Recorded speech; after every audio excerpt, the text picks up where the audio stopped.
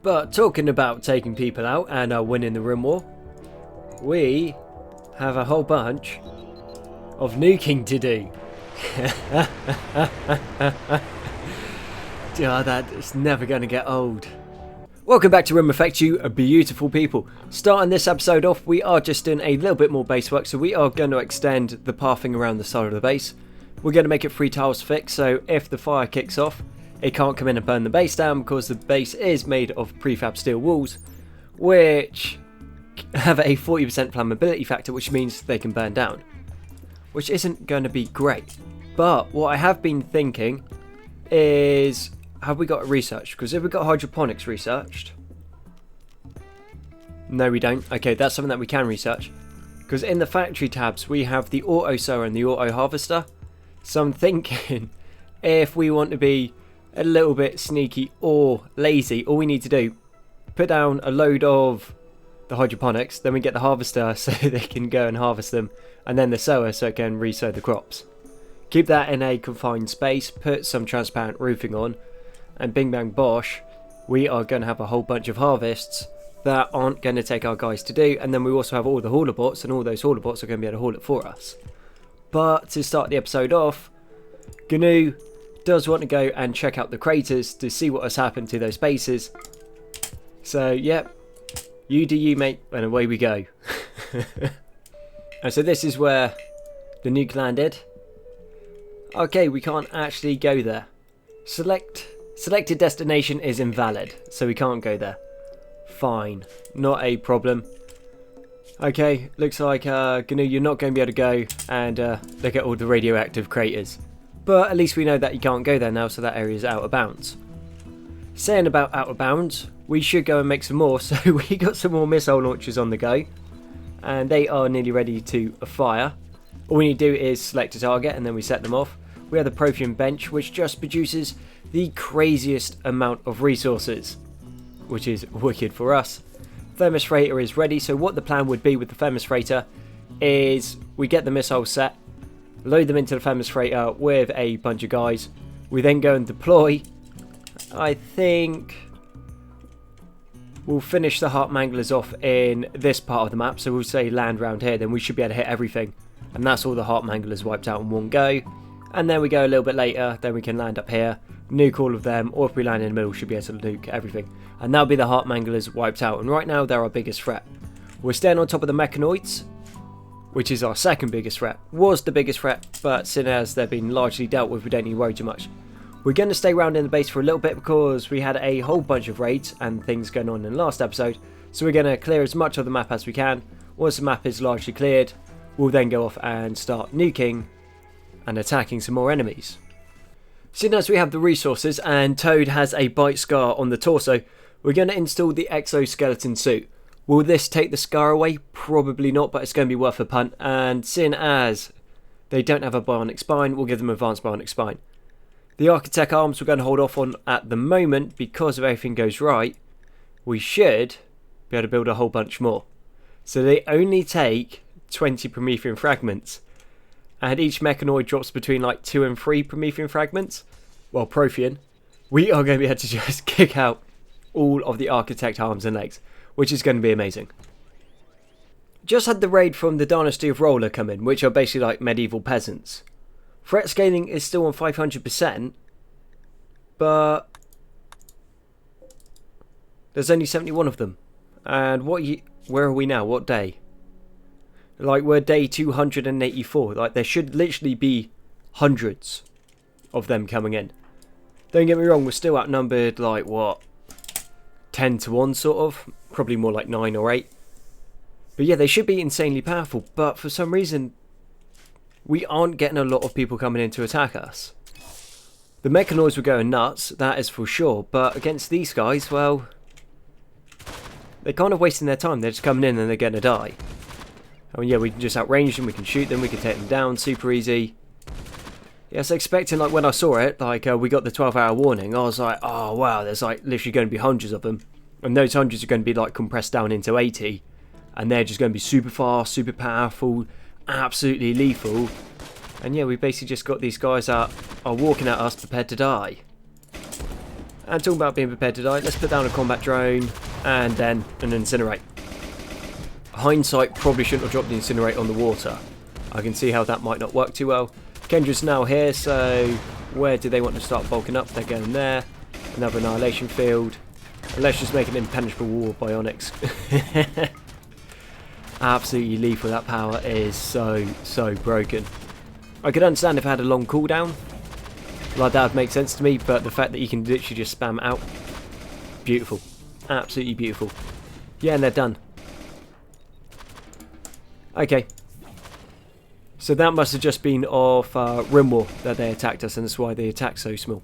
But a bit of a shame. I was kind of hoping for a shootout. So I think the Prothean bench is a little bit broken, because just watching this, turns out for every 7 mechanoids you break down, you could make 1 Archotech arm. So we get 3 a go, right? So 3 times 7 is 21, they only cost 20 to make. Yeah, that is broken. That is so broken. So if we go here, and then we go and work them out. So it's 834, which isn't even a massive amount of work that would be needed. Now, we are doing pretty well on arms. What we're not doing well on is the legs. So I think what we do is we make the Prothean legs do until X, so we do until 4. We only let... What's Faye's stats? Yeah, we'll only let Faye do it, because the other guys are actually working on other projects. So Faye does that. So then we know we're not going to start producing like random legs anywhere. And also look at the amount of steel we're getting from that. So Faye's going to be producing the legs. Daisy's producing helmets. Even more helmets now. Jay's making the N7 heavy armor. And who else is doing what? And then we got Basti, who is just kind of doing like the gubbins crafting. So a lot of the smelting and just like the boring... Yeah, basically just boring crafting stuff. That's what he's doing. So now we have actually people in the right places doing the right things. But yeah, that is odd. That literally you could kill 7 ciphers, and from those 7 ciphers you can make an Archotech arm. Doesn't quite seem right to me somehow, but I'm not going to argue with it. Looks like the Archotech arm is going to be produced super quick. So that is going down at a decent speed. Now, those Archotech arms are only 150%. Is it 150 or is it 160? So our advanced bionic arms are 150% efficiency, which makes the Archotech arms, Archotech, if I can say it properly, are 160. And then they also have, I guess, armor penetration and melee damage. So they're not a massive upgrade, but none of our guys have legs, so we might as well just kick those legs out. But I was pointed out in the comments that we can do this. So we go to the Prothean. We can go to the Prothean tab, and then we can go and get the Prothean replicator. This is going to make more Prothean chunks. It's not saying anything about power or that. Nope. Let's see how big they are, and maybe chuck a couple of them in. Oh, they are tiny. Okay, we'll put 2 down for the moment and see what happens. Prothean replicator is up, so it says next Prothean fragment times 5 in 2.9 days, and then it says next Prothean mass. Oh, misread. So that's Prothean mass in 2.9 days. So you get fragments and mass. Now that Prothean mass is meant to be pretty awesome. So I think we'll keep an eye on that, and if we want to get sneaky, we put down a smithy or something and then start making suits of armor out of it. Because we're not really going to use it on our walls, I don't think. Let's have a little ganders like this. So the Prothean Wall Plus. A wall constructed by a Prothean has self-healing capabilities and is practically indestructible. Now that sounds actually awesome. A wall constructed by a Prothean, unlike its normal counterpart that doesn't have self-repairing capabilities, is still very durable. And how durable are we talking? What? 1,000,000 hit points.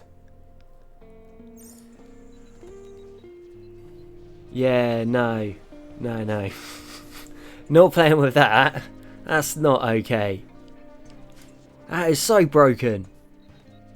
I would have accepted like 2,000. 3,000 would have been really pushing it, but 1,000,000 hit points. What you could do with 1,000,000 hit points is you could just make a base, or if you had the resources, you just wall around the outside of the map, and then literally nothing would ever get to you. Because by the time they got through the wall, they would have starved to death and had mental breaks. And I guess mechanoids might. And talking about mechanoids, oh, they're coming in. Haven't seen you guys in a while. How you doing? You alright? There seems to be a few of you. So let's just have a little look-see. 51. So that's 153 Prothean fragments we're going to get from this. I'm not saying that the bench is broken, but that's kind of broken. And we do have a loot trader. I think what we do is we pull this way. Loot trader will get involved as well. Get really mashed up by the ciphers, which will do us some... Actually doesn't really do anything for us. We can shoot them down. But maybe they drop something if they have anything good. And leave my little robots alone every single time. But do you know what? Ciphers are really small.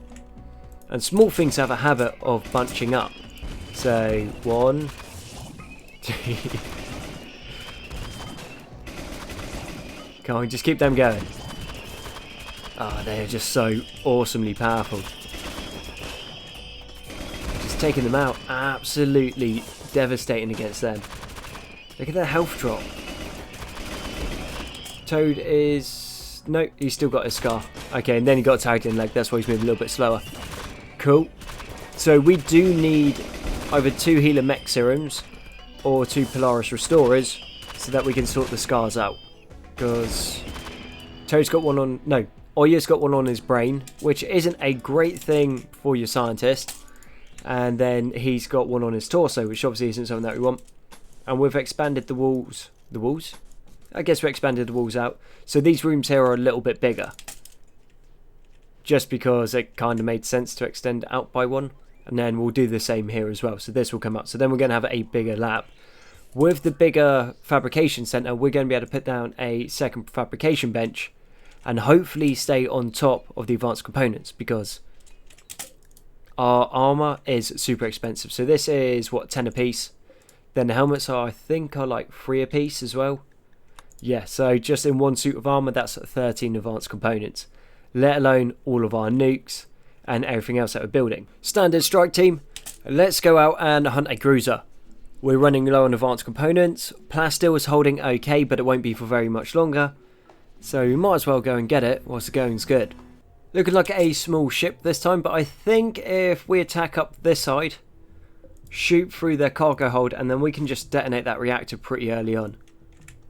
And let's do that. Let's move this way. What I am thinking is, soon as we've got that thermos freighter, if we keep an eye out for any more pristine ruins that come up, soon as we're getting later on in the game, we are probably going to be able to get some seriously good kit from them. And sometimes, like, those bases are just made out of silly stuff. Like, you'll come across some bases and everything's made out of plastil. And sometimes it's made out of gold. Then sometimes they will have, like, silver flooring. So, thinking that might be quite useful for us, and also gives us a chance to try out that thermos freighter. And they do have a low shield. That is inconvenient. Now, what I do want to see is if we get Patrick. Go invisible, buddy. Come this way, and can we see... Okay, there's their low shield. Patrick, if you come along here, can you run in and take out the low shield? That's basically it. I'm not sure why that was so difficult to say. So we go in, we take out the low shield, and we should be pretty good. Why are you guys all so slow? Oh well. Come along here, and keep an eye out for some more bionic... Well, we don't need to keep an eye out for bionic legs, because we're going to be making the Archotech ones. Oh, you don't have... I thought you had overload for some reason, but I'm pretty sure if we just gun that through, that should go down fairly soon. And then let's go move it into here. That'll be down. Cool, yeah, we can shoot and move. You guys onto there. You guys onto here. And you go onto that. Do you want to go take out that mortar for us? Okay, cool. Hasn't gone down yet. Onto here. Okay, cool. How are you still alive? Shoot that. Sweet. So we should be able to basically take apart the rest of the ship without losing too much. Actually, that all being said, there's no advanced components there and the metals don't explode. So let's just take that reactor. This is going to make everything a lot quicker. Maybe, in hindsight, should have moved out of the way of that blast radius. But details. It happened. Take this. Shoot through. And then we'll take that out. 6 advanced components there. Nothing's in range of this. Come on. Okay, another one.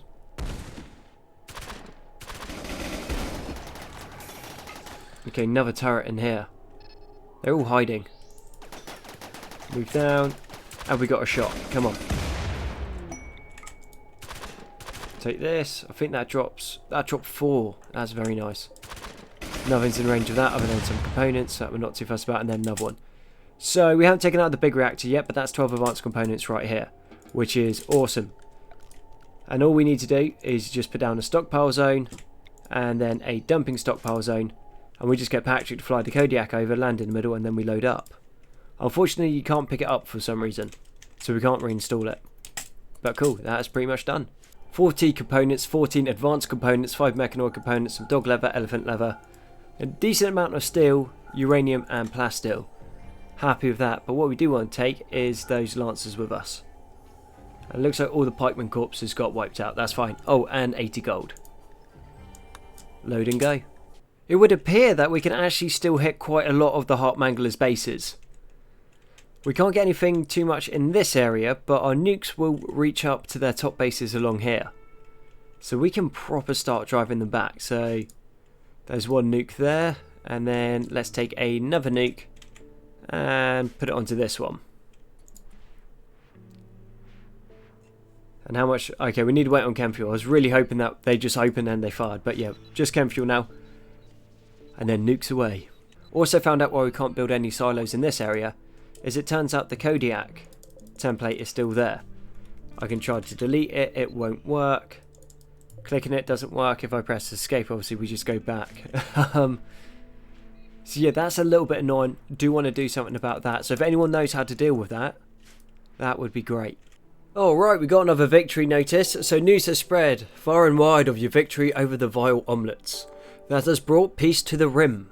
Your victory is no small feat. The grit and dedication demonstrated during your Rim War will be forever remembered in the annals of history. Yeah, no. That being said, now that that's come up, how do we round off this series? How do we finish? Do we build the ship? Do we just take out the Heart Manglers and then that's us done? Because I am not too sure on how this ends. So if you have any suggestions, man, feel free to bang them down below. Always like hearing your suggestions for these things. So let me know. But talking about taking people out and winning the Rim War, we have a whole bunch of nuking to do. Oh, that is never going to get old. Amazing. That's a whole bunch of dead things. Going all different directions. Oh, we're not going to be able to see all of them at once. Let's figure this out. I'm going to figure out what lands where first so we can get the cameras in the right places. Oh, it doesn't actually tell you where your nukes are landing. It just says who they're from. Okay, cool. Nukes it is then. We just got to keep an eye out for what goes missing off the map. So take it be those two there. This one and that one, I take it. Gone. That is so satisfying. Just a settlement gone. For what, like 3 advanced components? And then a bunch of other miscellaneous things? I enjoy that. So, bunch of nukes. Turns out it's a bit of a winner. And then also, once the nukes are done, you can see what they're missing. Which is also quite cool. Like the first time around, before you aim it, you can't see it. But after they're fired, then it tells you everything. That is cool. Now that is interesting. They're pretty much all loaded up. Yeah, all done. We could fire again. I don't think we need to right now. There's only that one Heart Mangler's there. And then they've got like 5 left here. Yeah, they're getting thinned out quite nicely. Now let's see what else we want to wipe out. What's this? Intercepted message. The site indicated by an intercepted message. It is said to contain hidden loot, but it could also be a trap. Do you know what? I'm up for that. That sounds like a bit of fun. Standard strike team. Oh no, it's a trap by a bunch of ground runners. That's not too scary. Tell you what we might be able to do. If we can go behind the gazelles, then we shoot through the gazelles. Then they'll attack us as well, and then this is just going to be an absolutely crazy amount of meat. Or we just hunt everything on the map after this. It's not like we don't have enough firepower. But yeah, running into N7 space attack, most things just aren't very scary. Move back a little bit, they might get in close. And we don't want them scratching the paintwork because these suits of armour are quite expensive. You guys go that way, you guys pull into the centre. You guys then start flanking around the top, and let's just get them trapped in and shoot them from all sides. Easy. Okay, you guys go off draft, and let's just hunt everything on the map. And somehow GNU managed to fit the Kodiak into his pocket. I'm not going to ask too many questions. And this isn't something I've done before, so a nearby settlement, Menning, contacts you with a special request. So fields have yielded more than originally expected and could really do with your help with the harvest. This request expires in 13 days. If you want to help them send a caravan of capable growers, you can review this offer by selecting the Menning in the Wellpap. I think we go across and we see that. Who do we have that's a good planter? So we've got GNU. Everything's going to die. Yeah, we'll send GNU and Patrick across. We'll let them take the Kodiak. Actually, we might give them the Themis. We're not sure what happens. And then, if needed, we can always fly the Kodiak in with support. Seeing as we have quite a few of the legs, I think we're going to chuck 2 onto Toad. And then, Patrick, how are you looking? You've already got advanced legs. Oh yeah, how come you got no bionic arms or anything? Okay, let's give him... I don't think I've got 2 Archotech arms, so we'll give him 1 Archotech arm, a spine. Do we have a... yeah, we've got an exosuit. And how would you like 2 Archotech legs? I think that looks pretty good. Then we see what's happening, then we can just chuck the rest on him.